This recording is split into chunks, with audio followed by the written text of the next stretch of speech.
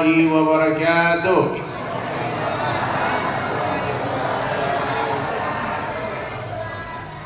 Semua tawajuh ya. Yang di luar ya, buka mata, buka telinga, tutup mulutnya. Jadi gak ada yang ngobrol-ngobrol ya. Semua dengarkan baik-baik. Semoga apa yang saya sampaikan ini berkesan dalam hati. Amin. Kalau sudah ada kesan dalam hati, insya Allah nanti akan ada kekuatan untuk mengamalkan dan menyampaikannya. Udah ya. Innal hamdalillah nahmaduhu wa nasta'inuhu wa nastaghfiruh wa nu'minu bihi wa natawakkalu alayhi wa na'udzu billahi min shururi anfusina wa min sayyiati a'malina. Man yahdihillahu fala mudilla lahu wa man yudlilhu fala hadiya lahu. Asyhadu an la ilaha illallah wahdahu la syarika lah wa asyhadu anna Muhammadan 'abduhu wa rasuluhu la nabiyya ba'dahu. Qala Allah ta'ala fil Qur'anil Karim, a'udzu billahi minasy syaithanir rajim. Bismillahirrahmanirrahim. Wa man ahsanu qawlan mimman da'a ila Allah wa 'amila shalihan wa qala innani minal muslimin. Wa qala aidan kuntum khaira ummatin ukhrijat lin-nas ta'muruna bil ma'ruf wa tanhauna 'anil munkar wa tu'minuna billah. Wa qala Nabi sallallahu alaihi wasallam fi hadis qudsi an Abi Darda radhiyallahu anhu yaqul sami'tu Abu Qasim sallallahu alaihi wasallam yaqul inna Allah qala ya Isa inni ba'ithu min ba'dika ummatan in asabahum ma yuhibbuna hamidullah wa in asabahum yakrahuna tasabbu wa sabaru wala hilma wala ilma kaifa yakunu hadha lahum wala hilma wala ilma yara. Qala Allah ta'ala mu'tihim min hilmi wa ilmi atau kama qala Rasulullah sallallahu alaihi wasallam. Hadirin sekalian, orang tua saya yang duduk di bawah minta maaf ya. Kita belum sempat berkenalan, para ustadz, para alim ulama, tokoh masyarakat, ibu-ibu calon tante bidadari surga, masya Allah ya. Kita bersyukur kepada Allah karena Allah subhanahu wa ta'ala telah menjadikan kita semua sebagai umatnya baginda Rasulullah sallallahu alaihi wasallam. Pernah gak syukuran jadi umat Nabi? Ini nikmat, bukan sembarang nikmat. Khaira umat.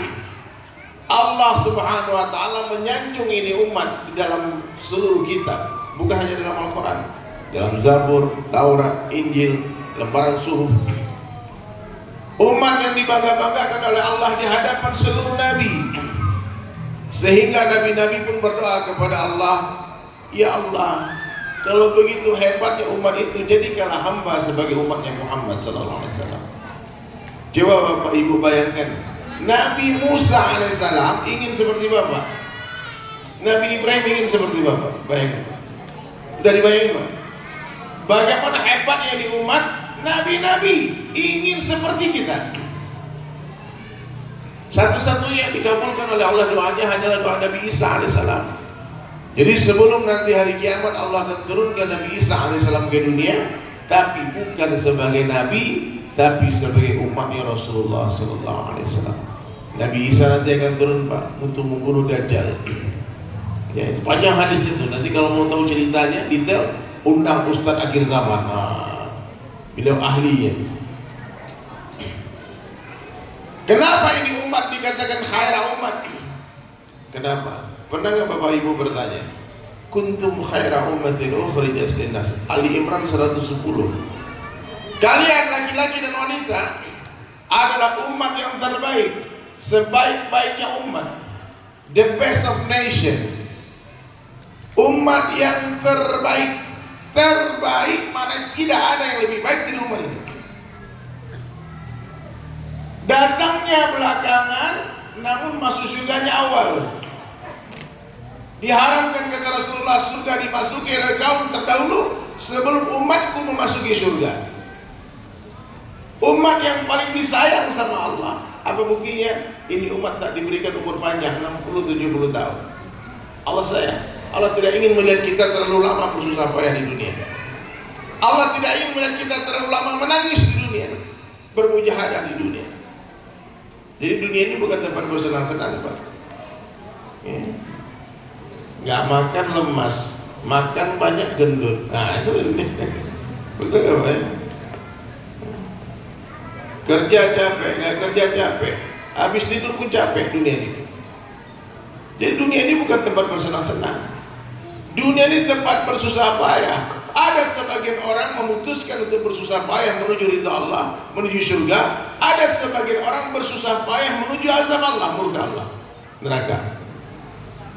Jadi Bapak Ibu jangan dipikir orang-orang maksiat tidak susah payah. Kita taat ke Allah susah payah, dari tadi sudah duduk di masjid kan, menunggu salawatan, zikir, baca Quran. Sekarang lagi dengar ceramah, nggak tahu tak berapa jam saya ceramahnya. Bapak Ibu masih duduk aja benar. Nah, nanti malam jam 2 bangun lagi tahajud. Subuh-subuh bapak-bapak orang masih gelap tidur, bapak udah jalan kaki ke masjid.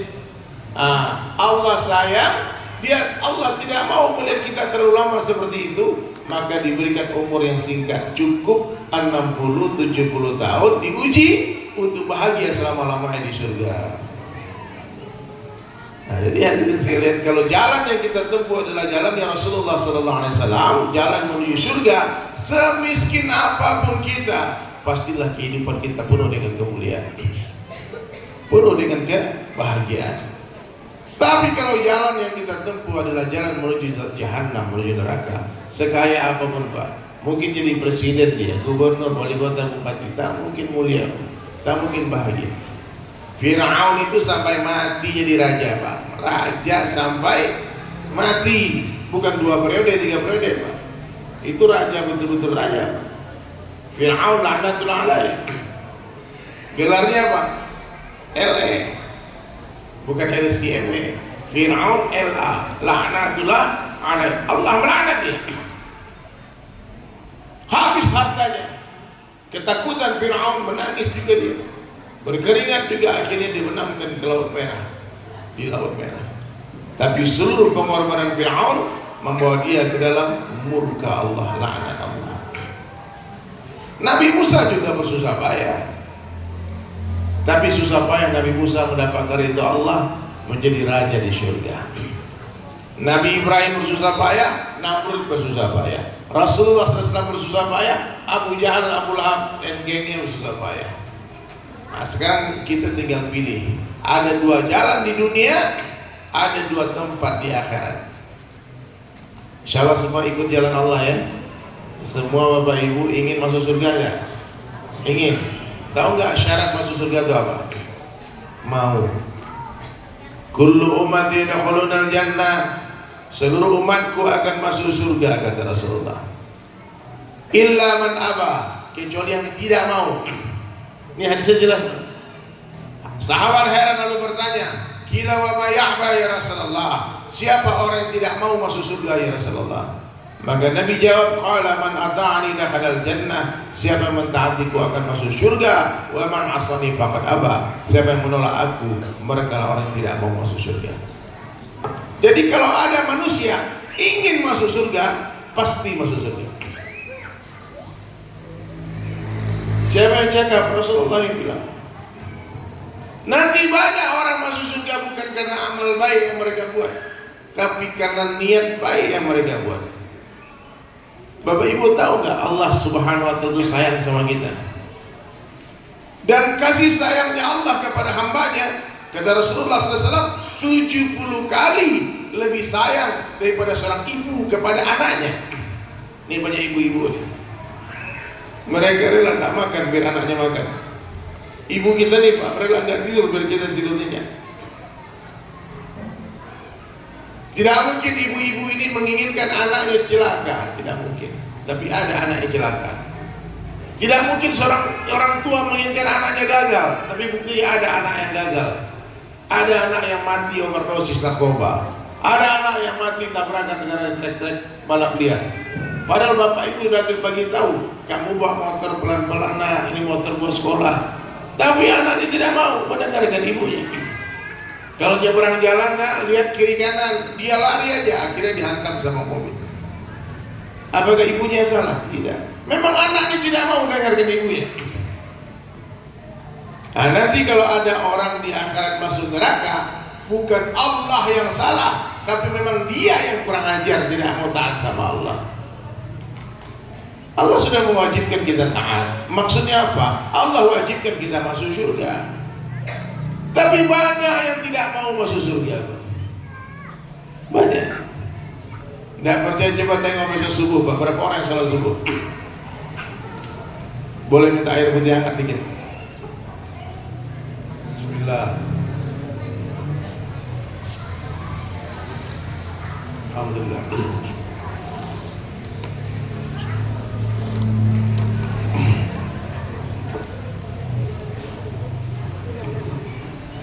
Apa bukti Allah sayang kepada hambanya? Siapa yang berniat,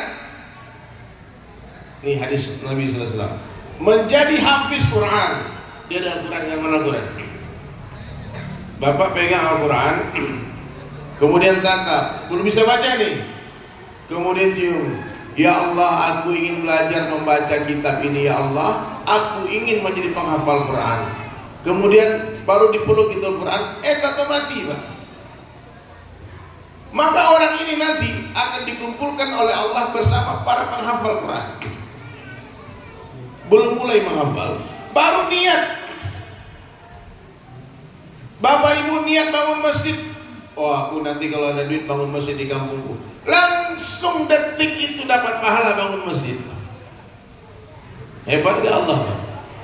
Yang berniat pergi haji umrah, detik itu juga ketika niat itu dibuat, langsung dapat pahala haji umrah. Ya begitu Pak Kiai. Yang berniat pergi dakwah ke Amerika, ke Eropa, ke Rusia, Afrika, aku mau datangi rumah seluruh orang, seluruh manusia, seluruh dunia, dapat pahala dakwah seluruh dunia. Seperti niatnya Rasulullah SAW.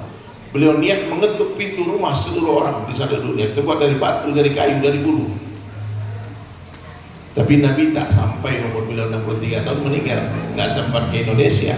Tapi niat Nabi, pikir Nabi Allah sampaikan. Sampai hari ini udah hampir 1500 tahun, lebih 1400 tahun terpisah dari Rasulullah, kita masih bergembira dengan hari lahirnya Rasulullah. Kita masih bangga menjadi umatnya Rasulullah. Kita masih bangga menjadi orang Islam. Itu asbab apa? Asbab niatnya Rasulullah SAW, asbab fikirnya Nabi, doanya Rasulullah SAW. Kalau direalisasikan niat itu, dilipat gandakan minimal 10 kali lipat. Tapi Masya Allah, 70 kali lipat, 700 kali lipat, 700.000 kali lipat, suka-suka Allah aja. Ya. Tapi yang jelas, siapapun yang berniat beramal soleh, langsung dicatat pahala amal soleh. Maka buatlah niat baik-baik yang banyak. Innamal a'malu binniyat, amal itu tergantung niat, dan niatnya orang mukmin pasti lebih baik dari amal. Aku niat kasih makan 1000 orang sehari, dapat langsung pahala bagi makan 1000 orang. Saya seringkali sebut-sebut, saya niat bangun 1000 masjid, dan itu berproses, berjalan. 1, 2, 3, 4 masjid. Kemana pergi? Bangun masjid. Ke Palembang kemarin, saya lagi bangun masjid juga di Palembang. Itu dengan cara melukis Al-Quran 30 juz. Sekarang udah selesai 20 juz. Tulisan tangan di atas kanvas. Al-Quran itu ada 604 halaman. Waktu awal pandemi saya pikir gimana cara bangun masjid ini. Oke, kalau satu orang donasi 10 juta ke masjid, 600 tempat halaman berarti 604 orang. Terkumpul ada 6 M. Jadi itu masjid. Tidak mengemis, tidak minta. Yang mau ikut ambil bagian, namamu terabadikan di dalam masjid itu. Iya. Niat bangun masjid 1000 masjid, gak apa-apa. Mungkin nanti baru jadi berapa masjid mati, tapi pahalanya 1000 masjid. Begitu Pak. Insya Allah Bunda ya, pasang niat yang baik-baik. Ya, nanti aku niat salat tahajud, pas mau tidur nih, tuh 14 ketiduran. Pas bangun jam 9. Dapat pahala salat tahajud. Terus gimana kalau bangunnya jam 9? Jam berapapun ibu bangun, bapak bangun, kalau memang betul-betul itu ketiduran, tak terdengar azan, bablas. Waktu bangun langsung sholat. Loh begitu? Iya. Kalau ketiduran mau 309 tahun Pak wajib sholat Pak. Ashabul Kahfi itu ketiduran berapa lama? 309 tahun gak sholat. Jadi orang tidur gak wajib sholat. Tapi kalau udah dengar azan nih jam 4.15 dengar azan, ibu pura-pura tidur, pura-pura tak dengar. Nah itu tak boleh. Ya. Jadi Islam ini sempurna hadirin sekalian. Agama ini agama yang sempurna. Mengajarkan tata cara kehidupan, way of life, itu yang disebut dengan sunnah. Sunnah Rasulullah itu adalah jalan hidupnya Nabi Muhammad SAW. Dari ujung rambut sampai ujung kaki cara hidup Nabi, dari bangun tidur sampai tidur lagi, dan apa yang Nabi pikirkan mesti ada di pikiran kita. Kalau apa yang Nabi pikirkan ada di pikiran kita, maka apa kerja Nabi yang menjadi kerja kita. Hari ini kan pikir kita bukan pikir Nabi. Nabi itu yang dipikirkan apa? Bagaimana seluruh manusia selamat dari azab Allah masuk surga. Sekarang pikir kita gimana dapat kekuasaan, dapat kursi, dapat ini, dapat itu, jadi orang kaya. Betul nggak Pak? Ada memikirkan tetangga kita yang nggak sholat gimana masuk masjid? Pernah Bapak datang ke rumahnya dia, 40 rumah kiri kanan depan belakang. Pernah Bapak ketok rumahnya, bagi tahu dia sholat saya. Kamu sholat, makmurkan masjid. Pernah dibuat itu Pak? Kadang-kadang kita tengok orang tak sholat, bukannya risau kita kasihan, dalam hati ibu terbesit hati, oh neraka ini anak jangan. Gak mudah masuk neraka itu Pak. Bu, kenapa gak mudah masuk neraka? Karena orang yang berniat maksiat belum dicatat dosa. Nih jamaah nih punya niat, nanti habis mengaji ini kita ke karaoke dulu nih gitu. Udah niat nih Pak, niat maksiat. Sudah niat maksiat, itu belum dicatat dosa. Ternyata direalisasikan, betul-betul dia maksiat. Malaikat atid langsung bergerak mencatat. Tapi dalam kitab Fadilah Sedekah ada di sini versi kitab. Bapak baca itu. Subhanallah, kata Maulana Muhammad Zakaria Al-Ghazali itu beliau menjelaskan Allah tahan tangan malaikat atid untuk bergerak. Tunggu dulu sebentar, tunggu hambaku ini. Jangan-jangan sebentar lagi dia bertaubat. Tahu berapa lama ditunggu Pak? Kurang lebih 6 jam. 6 jam tak juga bertaubat, baru dicatat satu dosa. Susah masuk neraka. Jadi kalau Bapak Ibu pengen masuk neraka memang harus sungguh-sungguh. Kalau iseng-iseng kayaknya mustahil. Agak berat Pak. Ya. Jadi masuk neraka ini Bunda nggak semudah yang Ibu bayangkan. Seorang pelacur, siapa?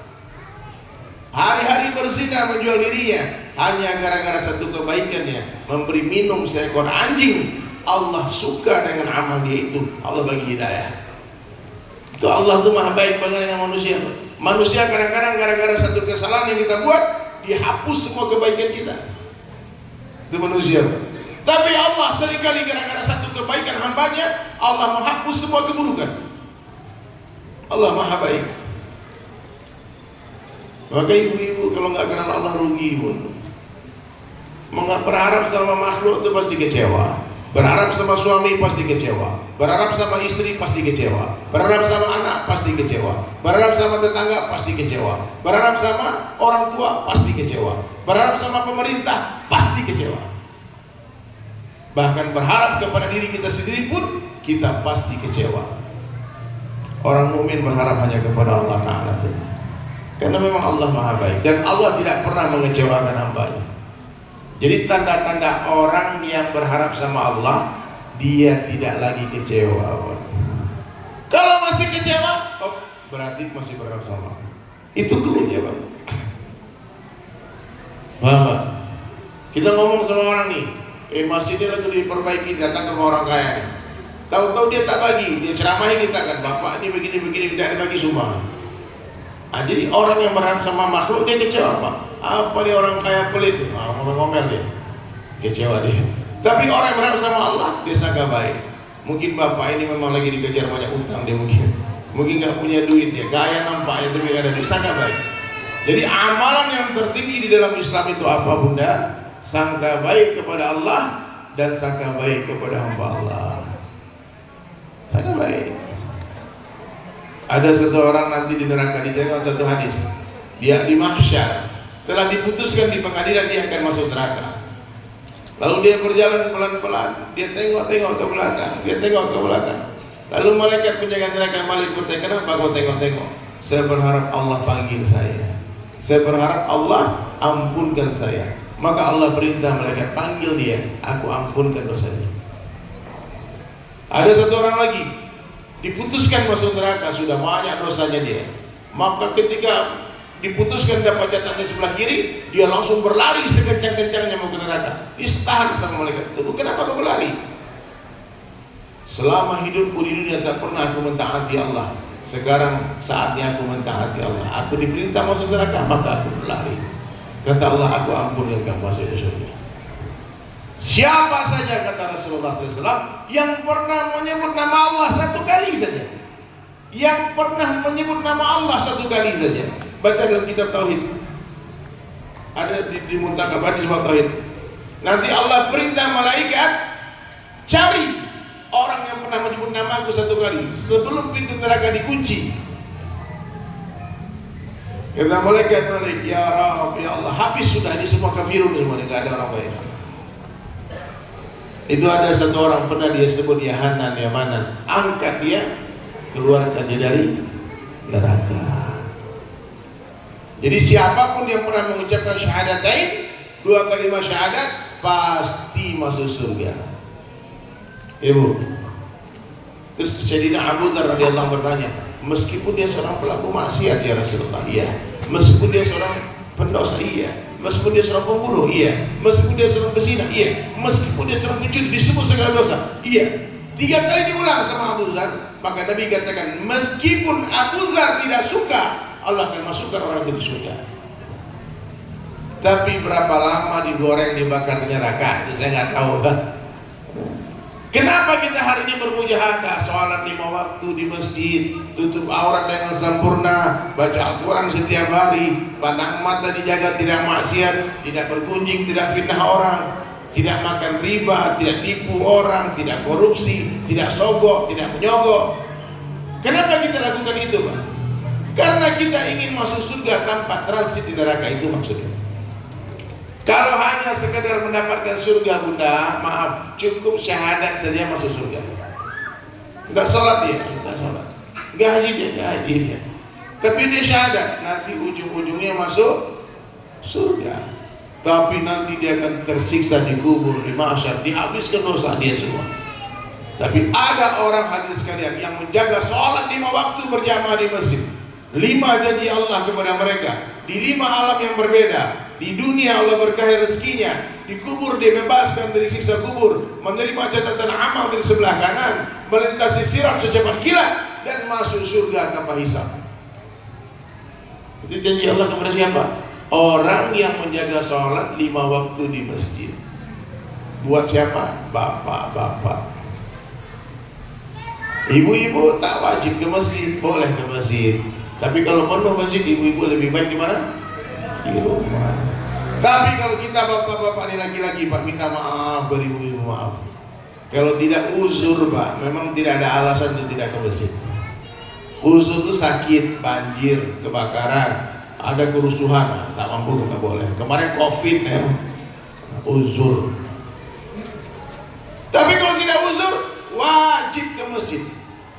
Abdullah bin Maktum, sahabat Nabi yang buta, datang ke Rasulullah SAW minta izin, ya Rasulullah, aku ini buta, kalau aku ke masjid nyusahin orang, boleh nggak aku sholat 5 waktu di rumah? Nabi kasihan, Pak. Abdullah, boleh kamu di rumah. Langsung turun Jibril alaihissalam menegur baginda Rasulullah SAW. Dikatakan, ya Rasulullah, coba tanya kepada Abdullah, apakah dia mendengar azan atau tidak? Dipanggil, ta'ala ya Abdullah, apakah kau mendengar azan? Dikatakan, dengar ya Rasulullah. Wajib bagimu salat 5 waktu di masjid. Buta, ini tak buta nih. Tak ada alasan salat di rumah.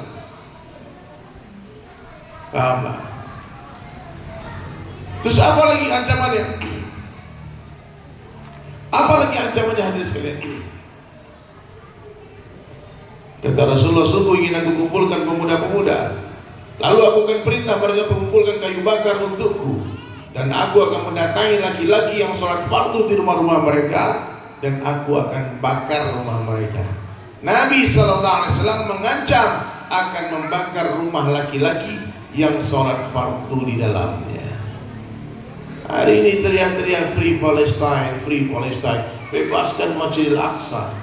Gimana Masjidil Aqsa mau Bapak bebaskan kalau masjid samping rumah diboikot? Masjid samping rumah tak pernah didatangi. Mau ke Palestina, bebaskan Masjidil Aqsa. Mimpi. Gak mungkin. Apa kata Rabbah Yahudi? Kami tak takut dengan senjatanya orang Islam, tak takut dengan jumlahnya orang Islam. Yahudi Israel itu gak takut dengan perekonomiannya orang Islam. Yang kami takutkan kalau sholat subuh di masjid-masjid mereka seperti sholat Jumat. Ini kalau sholat subuh di masjid ini Pak, apa nama masjid kita? Baitur Rahman. Berapa sah sholat subuh sini? Mana Pak Imam? 1, 2, 3. Berapa 5 kali 3? 15 kali 3. 25 orang. Kalau Jumatan? Aduh.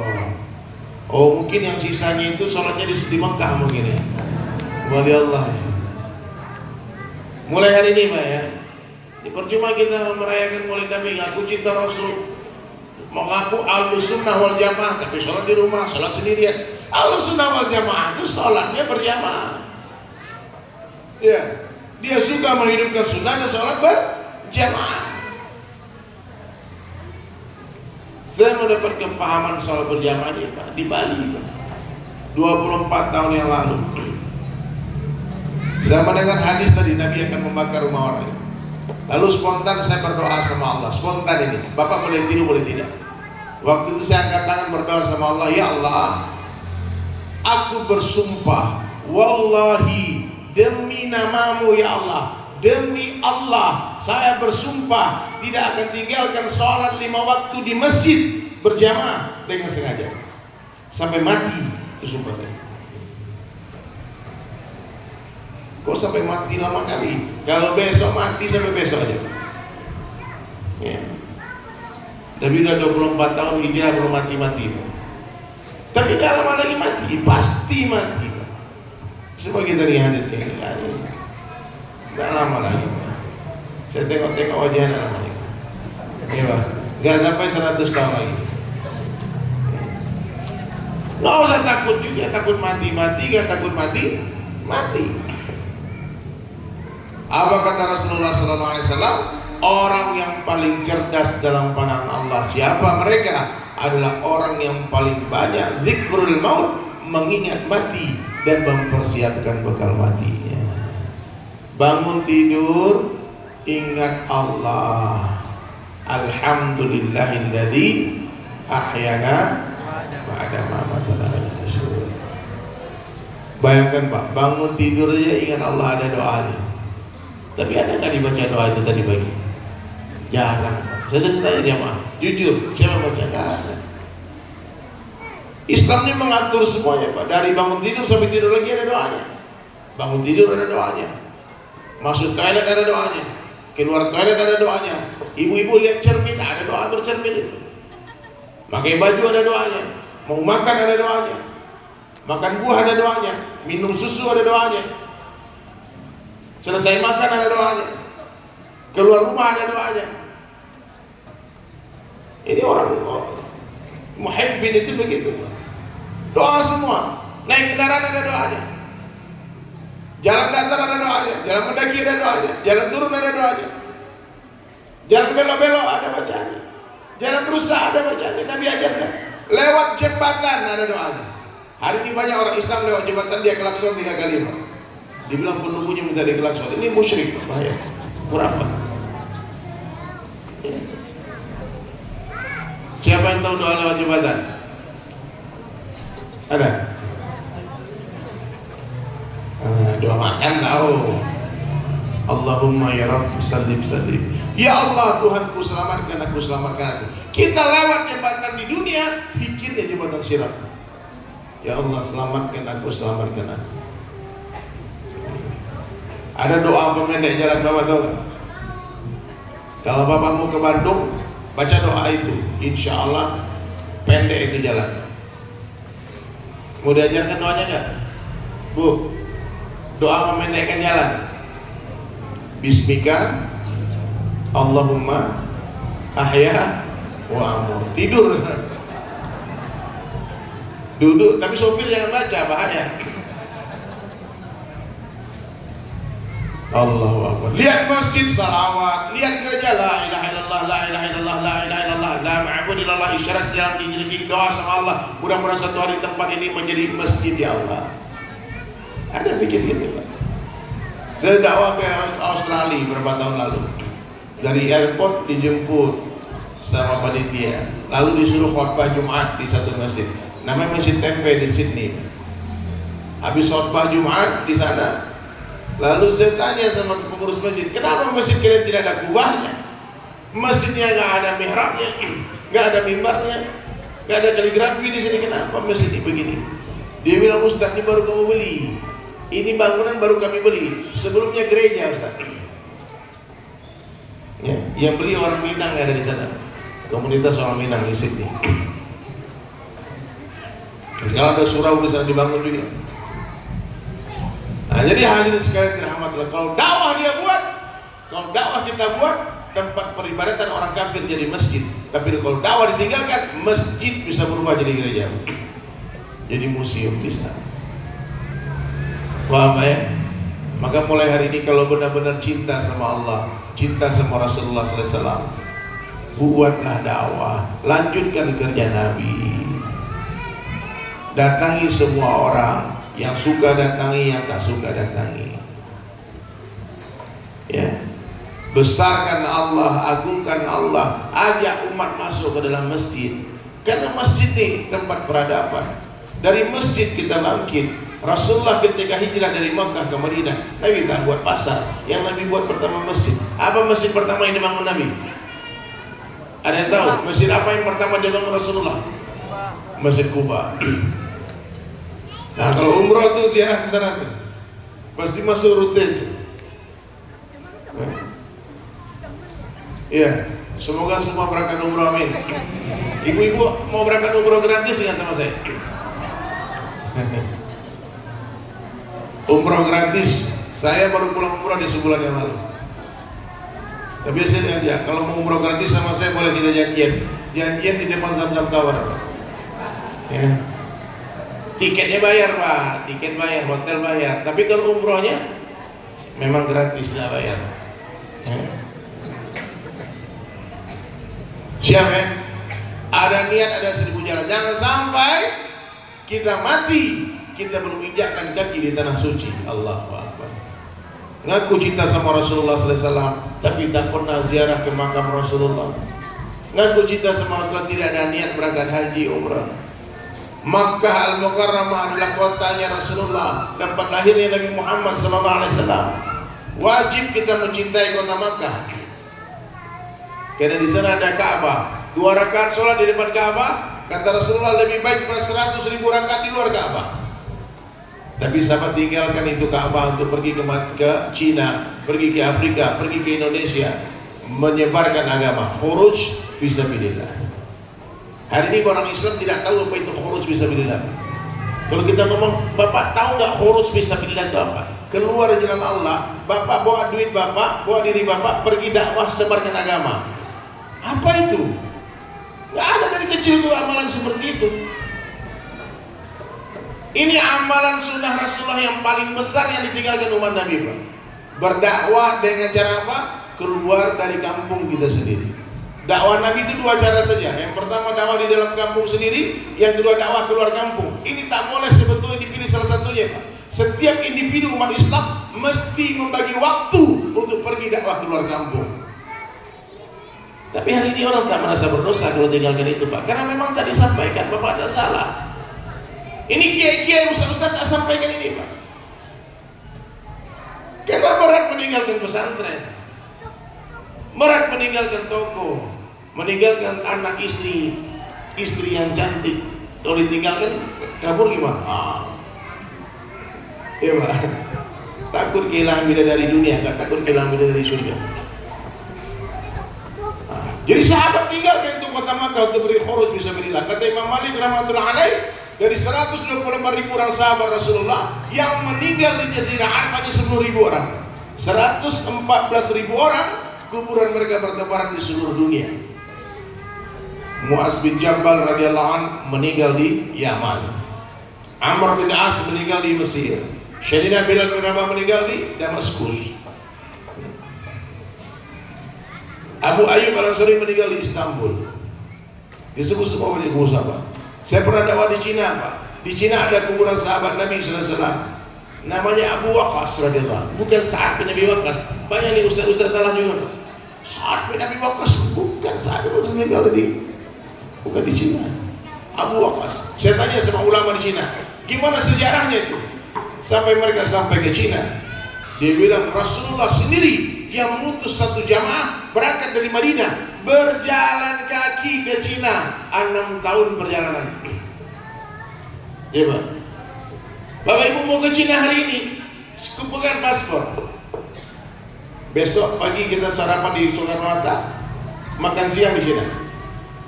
Allah mudahkan, ada pesawat, ada kereta api. Kereta api pun cepat sekarang. Ke Bandung nggak sampai sejam. Untuk apa? Untuk memudahkan dakwah sebetulnya. Sementara umat Islam belum bergerak berdakwah, digunakan oleh orang-orang dunia untuk perkara dunia.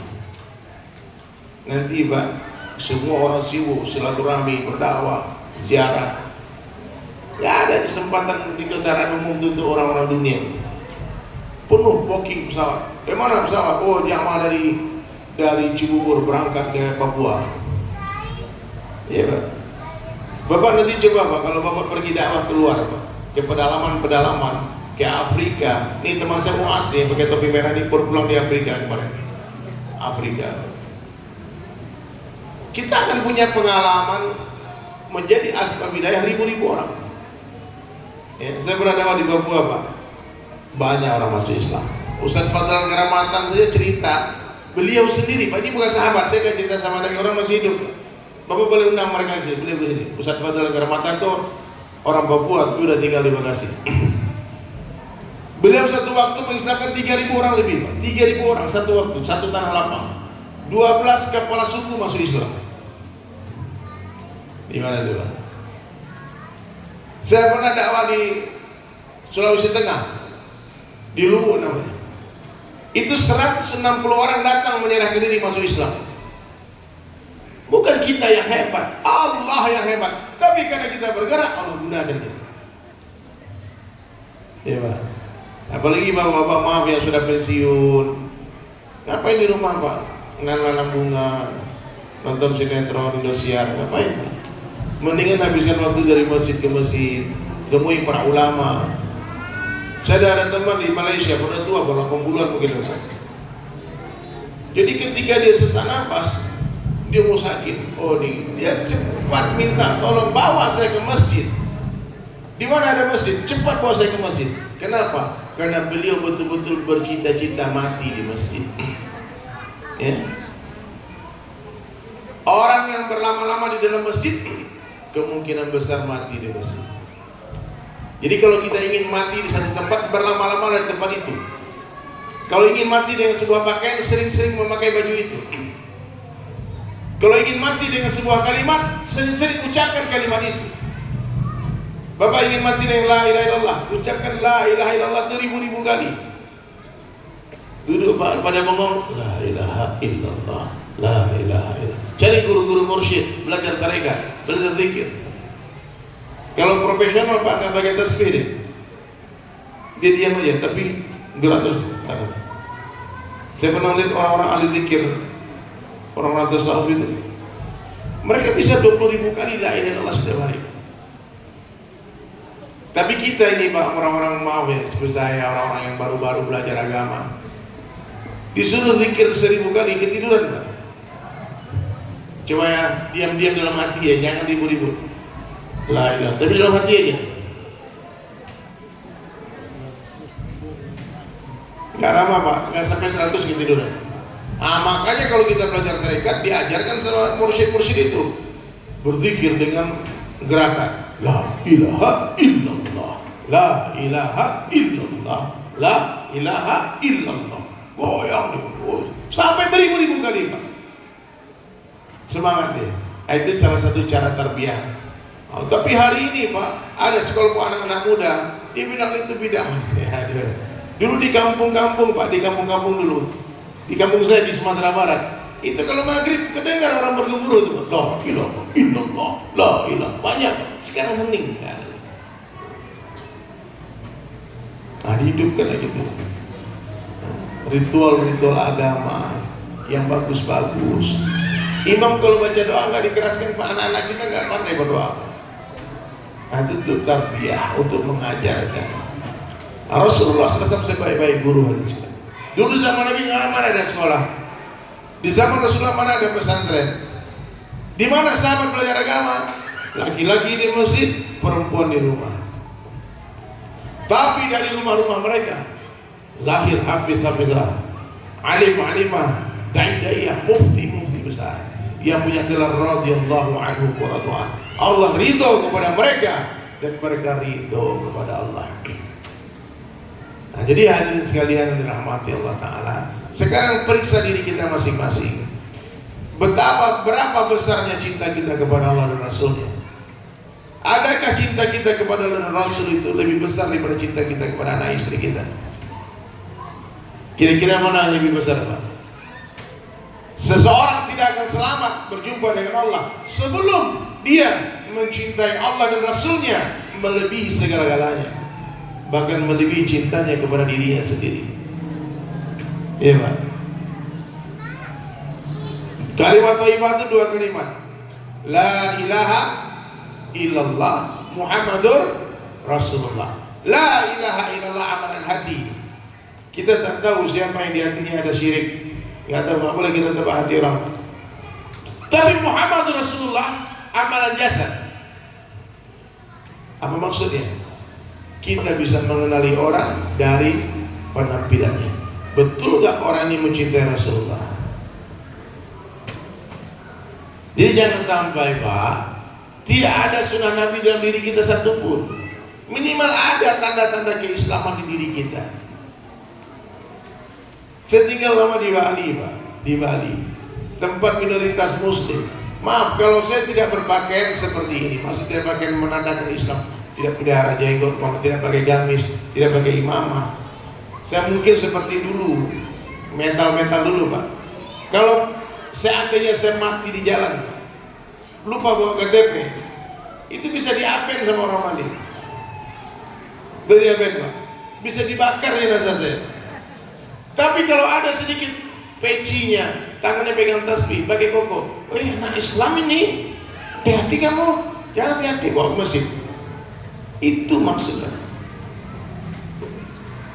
supaya orang-orang mengenal kita sebagai Islam. Jadi jangan dianggap, wah itu kan nggak penting. Hati-hati. Saya kemarin ke Jepang Pak. Saya pakai sorban, menemani Pak Sandiaga Uno dan tim. Beliau lari maraton 42 kilo.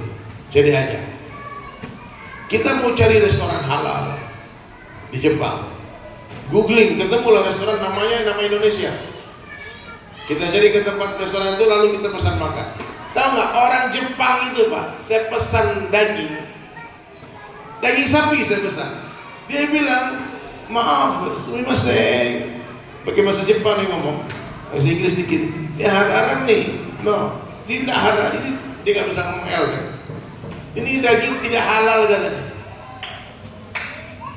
Yang halal cuma ada di satu. Daging halal kami itu ada lamb chop, kambing halal nih, Muslim yang potong. Tapi kalau sapi tidak halal. Pertanyaannya, kenapa dia katakan sama saya ini daging tak halal? Karena dia tahu saya orang Islam. Kalau datang mau pakai jas, pakai dasi, tak ada tanda sedikit pun, gaya Amerika Pak. Bapak pesan daging babi pun dikasih mungkin. Betul Pak. Ini cerita kisah nyata, teman saya cerita. Dia pergi dakwah ke England, makan di restoran. Dia pesan makanan, itu waitress langsung katakan, "Excuse me brother, our restaurant is not for Muslim. Our restaurant is not for Muslim, is not halal food here." Ada satu orang sedang makan pakai jersey pemain baju bola. Dia komplain, dia katakan, "Hey, why you don't tell me this is not halal? It's not for Muslim. I'm Muslim too." Aku ni orang Islam juga, kata bapak itu. Apa kata waitress cewek tadi? "I don't know you Muslim." Aku tak tahu bapak Islam. Kenapa? Tidak ada tanda-tanda keislaman di tubuhnya. Tapi hati saya Islam.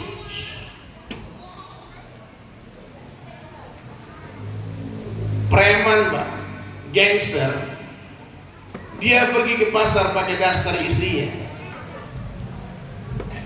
Pasti anak-anak teriakin dia, bencong, bencong, bencong. Hati-hati kau, aku preman ini. Bagaimana kau bilang kau preman, bajumu baju perempuan? Orang kan perlakukan kamu seperti banci. Ya bang. Tapi hati saya berbeda bisa. Hati saya ini mencintai PSSI ini. Main sama Malaysia. Pak, Indonesia main bola lawan Malaysia. Saya mau tanya bapak-bapak, bapak mau gak pakai seragamnya orang Malaysia? Hatiku Indonesia loh. Jangan cengeng bajuku. Hatiku tidak bisa. Bapak ya. Jangan sampai kita mudah, yang penting hatinya. Kalau betul mencintai Rasulullah, hidupkan sunnah. Man ahya sunnati faqad ahabbani wa man ahabbani kana ma'i fil jannah. Siapa yang menghidupkan sunnahku, kata Rasulullah sallallahu alaihi wasallam, sungguh dia cinta kepadaku, dan siapa yang mencintai aku bersama denganku di dalam surga. Man tamassaka bi sunnati 'inda fasadi ummati. Siapa yang berpegang teguh dengan sunnahku di tengah rusaknya umatku, bagi dia pahala 100 orang mati syahid. Gak mudah pak menghidupkan sunnah. Dihina orang, dibilang teroris ya, dibilang radikal, dibilang ekstrim, dibilang aliran sesat. Saya waktu hijrah pertama itu pak, bertepatan 2001 itu dengan WTC. Usama bin Laden di-create sama Amerika sebagai teroris, orang yang berpakaian sunnah Rasulullah SAW. Bayangkan coba. 2002 di Bali meletus bom Bali, Amrozi, Imam Samudra. Ketangkapnya pakai celana pendek, pakai baju kaos biru, pas di persidangan dikasih sorban. Image Islam dirusak lagi. Sehingga pertama-tama hijrah itu Pak, orang ludahi. Saya pernah diludahi orang di muka saya diludahi. Istri saya pakai niqab, pakai cadar, pernah ditendang orang di pinggir jalan Pak. Saking bencinya orang yang pakai. Tapi mau diapain? Memang begitu di akhir zaman menghidupkan sunnah. Agama datang dalam keadaan asing ke Rasulullah dan akan kembali lagi dalam keadaan asing. Maka beruntunglah orang-orang yang pernah asing. Jadi ini sunnah, yang pertama budaya ayahanda. Mungkin berbisik-bisik, "Dedi kenapa pakai sorban?" Ini sunnah, ini sunnah. Sorban ini pak sunnah. Tapi itu pakaian budaya Arab. Tidak semua budaya Arab itu sunnah. Pak, lurusnya nih Pak, ini masih cerdas kita nih Pak. Tapi itu kan budaya Arab. Banyak sekali orang di sosial media tuh. Jadilah orang Islam, jangan jadi orang Arab. Ada nggak dengar? Yang ngomong Pak Karno katanya, yang ngomong Gus Dur katanya. Di bawah, padahal maksud mereka pasti bukan itu. Ya Pak. Kalau kita tengok ke belakang sejarah Pak, ya. Saya pulang kampung ke Sumatera Barat, lalu saya ditolak di satu masjid. Mungkin karena saya bersorban. Di kampung saya sendiri Pak, di Solo Pak, waktu itu. Pak Man saya itu wali kota Solo, adiknya mama saya. Jadi beliau dapat jadwal ceramah di satu masjid. Kebetulan saya pulang kampung, dia bilang, "Der, bisa bantuin om nggak bisa pergi ceramah, pergi ke masjid itu, Badalin, di Badalin." Saya datanglah ke masjid itu. Habis sholat Isya bulan Ramadan, langsung tarawih. Imamnya langsung bilang, langsung sholat tarawih. Saya colek imamnya, "Pak, ini penceramahnya ada. saya diutus sama Pak Wali. Dia bilang apa? Maaf Ustaz, takmir masjid, bendahara masjid gak ada. Saya bilang saya datang dari Bali bukan cari duit ke sini. Saya bawa duit Pak. Kalau boleh dikasih saya kesempatan berceramah sebentar sebelum tarawih, saya bagi semua jamaah 100.000 satu orang. Mau dengarkan sebentar. Jadi nggak perlu bendahara masjid, tidak perlu ketua masjid. Akhirnya jamaah ribut. Apa itu ribut-ribut? Bagilah Buya, itu ceramah. Akhirnya saya terpaksa, orang yang menolak itu terpaksa menyuruh saya ceramah. Kalau di Sumatera Barat itu tempat ceramahnya sebelah itu, dekat ibu-ibu Pak, sebelah ibu-ibu sebelah sini. Jadi mejanya di sana. Ibu-ibu tanya, kenapa Buya? Saya bilang saya tidak diizinkan berceramah. Saya tahu kenapa. Karena saya bersorban. Mungkin bapak itu tadi pengurus masjid khawatir jangan aliran sesat. Waktu itu ada uang 5.000. Saya keluarkan Pak. Bu, Iko orang mana kok? Aduh sini. Ini orang mana ini? Tuanku Imam Bonjol ini. Orang Minang lebih besar Pak sorbannya dari saya. Jadi kalau ada orang Minang mengatakan orang Minang ini bukan budaya Minang, ada yang salah. Karena Tuan Imam Bonjol itu datuk di sana. Ya. Jadi imamah ini tajul mu'minin, sunnahnya Rasulullah SAW, sunnah mustabirahnya Nabi. Pernah diminta oleh Ibunda Khadijah untuk jadikan kain kafannya. Sebelum Ummahatul Mukminin Khadijah meninggal dunia, beliau datang ke Rasulullah minta, ya Rasulullah, kalau aku meninggal dunia lebih dulu, tolong kafankan aku dengan sorbanmu. Jadi dulu guru-guru kita para baik, para ulama, kiai-kiai dulu sorbannya besar-besar Pak. Itu kain kafan yang mereka balutkan di kepalanya. Diam. Saya bilang seandainya baginda Rasulullah SAW Allah hidupkan hari ini, Nabi dihidupkan hari ini, lalu datang ke masjid ini, maka saya yakin Bapak Ibu akan usir beliau. Karena dia bersorban, berjenggot panjang, pakai gamis, pakai tongkat. Iya Pak. Kira-kira Pak kalau jumpa Nabi Pak? Oh Pak, maaf Pak, kami ini Muhammadiyah Pak, tidak ada kami sorban-sorban. Pendiri Muhammadiyah Kiai Haji Ahmad Dahlan bersorban, bukan di googling gitu. Maaf Pak, kami Banser Pak, NU kami ini Pak. Pendiri NU bersorban, siapa? Kiai Haji Hasyim Asy'ari bersorban. Terus gimana kalau tidak bersorban? Tidak berdosa, tidak masalah. Tapi kalau dengan imamah 2 rakaat dengan imamah kata Nabi lebih baik daripada 70 rakaat tanpa imamah.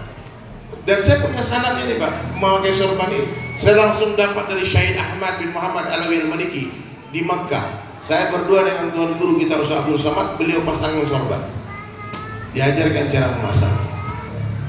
Ini sunnah, ya. Jadi nggak usah diperdebatkan lagi kalau orang pakai sorban, nggak usah ibu bisik-bisik, teroris, jangan. Pakai jilak mata sunnah, memotong kumis sunnah, pakai siwak sunnah, memanjangkan jenggot sunnah, memotong kuku sunnah, mencabut bulu ketiak sunnah. Banyak lagi sunnah Nabi. Pakai wangi-wangian sunnah. 18.000 jadi sunnah Nabi SAW. Amalkan semampunya, bukan semaunya. Makan, minum tangan kanan itu sunnah. Saya sudah survei Pak, tak banyak orang Islam yang bisa minum tangan kanan. Jadi habit, puluhan tahun minum tangan kiri, tak ada yang tegur. Bapak nggak percaya, coba aja tengok. Maka mulai hari ini mari kita berhijrah. Nggak usah ngomong tinggi-tinggi dulu. Makan tangan kanan, minum tangan kanan. Masuk masjid kaki kanan, keluar masjid kaki kiri. Masuk toilet kaki kiri, keluar kanan. Itu sunnah Rasulullah SAW. Orang Islam tak boleh jorok, tak boleh bau. Orang yang tak bersih istinjanya kata Rasulullah diancam siksa kubur. Maka laki-laki saya mau tanya Bapak, ini sunnah Nabi itu buang air kecil berdiri apa jongkok? Jongkok, supaya cipratan najis tak terkena di kain kita. Itu maksud. Dan itu kalau diteliti dengan kesehatan, itu juga menjauhkan dari prostat dan sebagainya. Betul.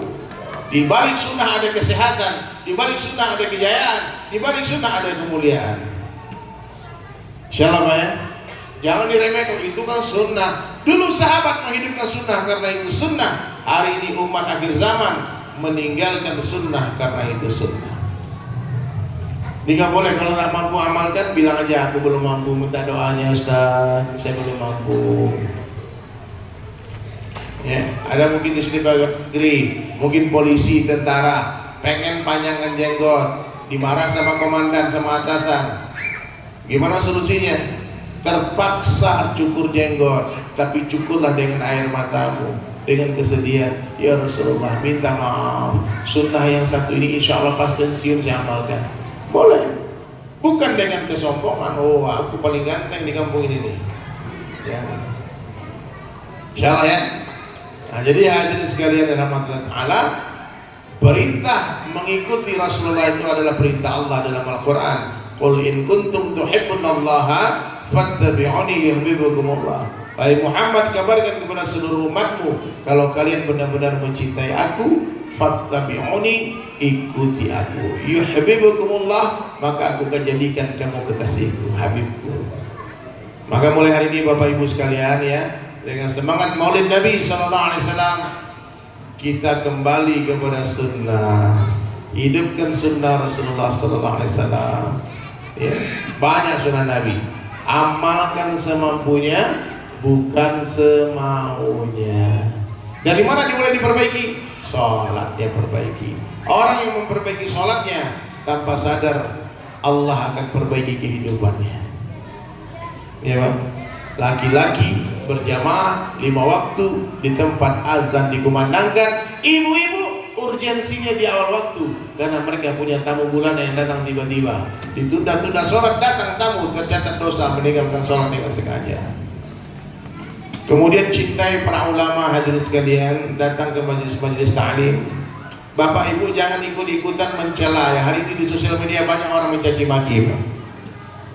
Ya, tinggalkan perdebatan meskipun kita benar, itu perintah Nabi.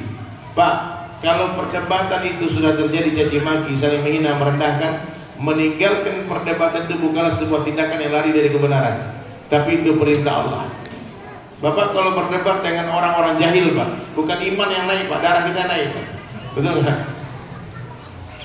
Orang bodoh itu, Pak, maaf kata Imam Syafi'i dalam kitab beliau, di Mukadimah kitab beliau, ketika aku berdebat dengan orang alim, aku tidak pernah kalah. Dan ketika aku berdebat dengan orang-orang jahil, orang bodoh, aku tak pernah menang. Jadi orang bodoh itu, Pak, dia menang terus. Nah, maka orang, hati kata Buya Hamka, semakin luas ilmu seseorang, semakin sedikit dia menyalahkan orang. Orang kalau tinggi ilmunya, mudah dia terima perbedaan. Tapi kalau orang belajar ke satu guru nggak susah, Pak. Pokoknya dia tahu yang betul ya. Yang sahih itu saya nih katanya. Kalau bapak itu berlebih-lebihan, kalau kamu kurang nih. Yang pas aneh nih, ini bahaya nih, Pak. Kalau sudah punya pikiran kayak gitu, Pak, bersiap-siaplah celaka dunia akhirat. Tawadhu'kan hati, letakkan diri di bawah rumput. Allah beri 2 mata, satu mata selalu melihat kebaikan orang lain, satu mata melihat keburukan diri sendiri. Paham, Pak? Lihat orang tua nih, orang tua saya lebih baik dari saya. Kenapa? Mereka lebih duluan beramal soleh dari saya, pasti pahala mereka lebih banyak daripada pahala saya. Kalau melihat anak-anak muda, katakan adik-adik itu lebih baik dari saya. Kenapa? Saya lebih duluan bermaksiat daripada mereka, pasti dosa saya lebih banyak daripada dosa mereka. Maka ucapkan kalimat ini setiap hari, tolong diikuti ya. Sebaik-baik saya. Mana suaranya jamaah? Sebaik-baik saya. Lebih baik orang lain. Seburuk-buruk orang lain, lebih buruk saya. Itu kalimat. Coba diulangi.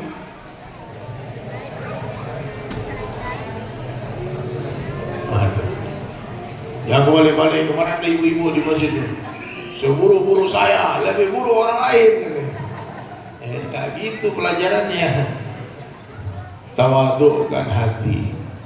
Letakkan diri di bawah rumput, jangan sombong. Orang sombong diharamkan mencium bau surga. Ya Pak ya. Kemudian hadirin sekalian, tasihun ya, luruskan niat sebelum beramal, sedang beramal, setelah beramal, banyak-banyaklah istighfar. Orang-orang ikhlas itu hadirin sekalian hebat. Sebesar apapun kebaikan dia kepada orang, dia lupakan. Tapi sekecil apapun kebaikan orang kepada kita, ingat terus. Bapak itu pernah bantu saya, bapak itu pernah kasih saya minum, bapak ibu itu pernah kasih saya ini, pernah bantu. Ingat, sekecil apapun kebaikan orang kepada kita, diingat. Sebesar apapun kebaikan orang kepada kita kepada orang, lupakan. Itu ikhlas. Tidak boleh dalam Islam itu mengungkit-ungkit pemberian mudah. Bapak pernah dengar nggak orang ngomong, kalau bukan karena saya nggak jadi orang dia itu. Pertama datang dari kampung ke Jakarta, makan peraknya di rumah saya. Sayang sekolah dia. Ini Pak orang yang tak paham agama, orang yang mengungkit-ungkit pemberian, menghitung-hitung jerih payah di antara orang lain, itu orang yang tidak beradab. Itu akan membakar kebaikan kita. Oh, sombong dia sekarang, dulu kan saya itu. Tidak usah. Sebesar apapun, ingat Pak ya, sebesar apapun kebaikan kita kepada orang, lupakan. Sekecil apapun kebaikan orang kepada kita, ingat. Kenapa udah mulai feedback? Udah usah diputar-putar. Itu ikhlas. Orang ikhlas dipuji tak senang hati, dibuli tak sakit hati, dipuji tak terbang, dicaci tak tumbang. Maka luruskan niat. Banyak-banyak istighfar setelah beramal. Habis beramal, astagfirullah, astagfirullah. Dan yang terakhir, orang baik dalam pandangan Allah Ta'ala itu apa ciri-cirinya? Dia banyak mengingat akhirat, dia banyak mengingat kematian. Malaikat maut Pak 70 kali setiap hari menatap wajah kita. Berapa kali? 70 kali. Dan orang yang paling cerdas dalam pandangan Allah siapa, kata Rasulullah SAW, adalah orang yang paling banyak mengingat kematian dan mempersiapkan bekal matinya. Sekali-sekali Bapak Ibu Bunda berziarahlah ke pemakaman dan tengok itu kuburan yang sama panjangnya. Maknanya kita bisa mati tiba-tiba. Lahir memang lebih duluan ibu dari anak, tapi urusan kematian kadang-kala lebih duluan cucu daripada kakek. Jangan tertipu dengan usia muda, jangan tertipu dengan badan yang sehat, karena malaikat maut tak mencari orang tua, tak mencari orang sakit, tapi dia mencari siapa yang telah habis rezekinya dia makan. Ya. Jadi kalau udah waktunya berangkat, berangkat Pak, gak usah takut Pak. Ada Rasulullah di sana, ada para sahabat di sana, ada ayah kita, mak kita ada di alam sana. Bapak Ibu gak usah takut, gak usah takut mati. Takut mati, mati, tak takut mati, mati juga. Buat saja persiapan. Sampai nanti suatu hari ketika kita sudah buat persiapan, kita rindu cepat-cepat pulang. Ya Pak. Orang kalau sudah buat persiapan Pak, dia senang pergi mudik pulang kampung, betul gak? Pulang kampung yang sebetul itu ya kampung akhirat itu. Tapi kalau tak ada persiapan, takut memang pulang kampung. Coba lihat orang pulang kampung bergembira, dia senang hati di perjalanan. Kenapa? Oleh-oleh telah dibeli, 1 ton mobil telah dipersiapkan. Mudik, dan mudik yang sesungguhnya kembali kepada Allah Subhanahu Wa Taala. Nenek moyang kita Adam dan Hawa berasal dari surga, maka kita mesti pulang kampungnya kemana? Ke surga. Insya Allah ya. Allah pastikan kedatangannya kematian itu, pasti. Gak ada insya Allah mati itu. Bapak insya Allah niat mati ya. Niat mati mati, tak niat mati mati. Waktunya Allah rahasiakan, cara dan tempatnya Allah rahasiakan, tapi kedatangannya Allah pastikan. Keluar bagi tahu sedikit.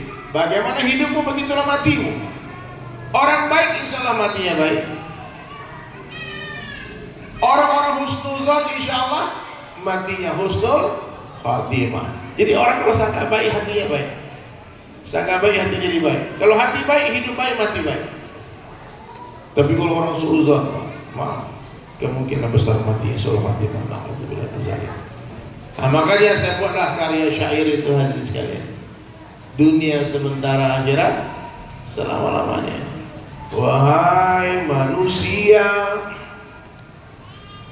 jangan engkau tertipu daya oleh dunia yang fana sebagai tempat ujian bagi kita. Dunia sementara, akhirat selama-lamanya. Orang kaya mati, orang miskin mati, raja-raja. Mana suaranya nih, ya Allah. Saya udah mulai ngantuk nih Pak. Semua teriak mati yang keras ya. Semoga yang teriak mati panjang umur. Yang gak ikut teriak mati, panjang umur sebelah kasihan. Ya, semua ya. Orang kaya, orang miskin, raja-raja, rakyat biasa, yang di atas, pokoknya di atas ya, yang di luar, yang bersandar, itu dikit bersandar rupanya, yang ceramah, semua pergi. Dunia yang dicari tak ada yang berarti. Dunia yang dicari takkan dibawa. Presiden, gubernur, wali kota, Pak Bupati, Pak RT. Ada Pak RT di sini? Allahu Akbar, Allahu Akbar.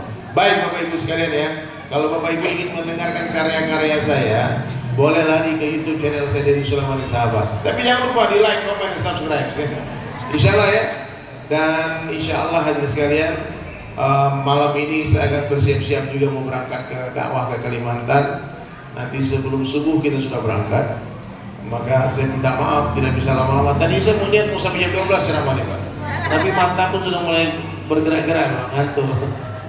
Perlu kita rehat, Bapak Ibu pun perlu rehat supaya apa? Supaya nanti bisa mulai, bisa sholat malam. Ibu-ibu curhat di tempat di atas sejadah, insya Allah ya.